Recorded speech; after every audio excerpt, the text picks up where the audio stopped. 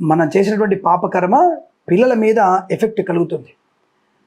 ఒకసారి మనకి జన్మజాతకం చూసినప్పుడు బాల అరిష్ట దోషాలు అని ఉంటాయి.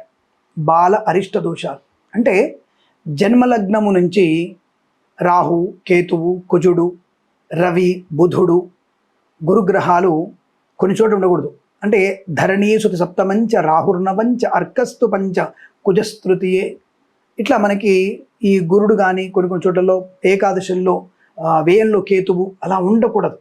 దాన్ని బాలారిష్టము అంటారు. అంటే బాలారిష్టం అంటే ఏమిటి?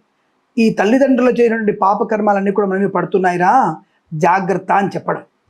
ఈ మనం గత జన్మలో చేసినటువంటి పాపకర్మలు, మన తల్లిదండ్రులు చేసిన పాపకర్మలు మన మీద ఎలా పడతాయి అంటే పిల్లవాడి మీద ఎఫెక్ట్ పడతాయి.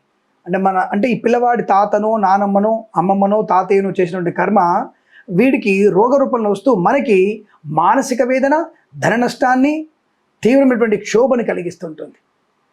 ఇలా మనకి మన పెద్దవాళ్ళు చేసినటువంటి పాపకర్మల ఫలితము మన పిల్లవాళ్ళు అనుభవించాల్సి వస్తుంది.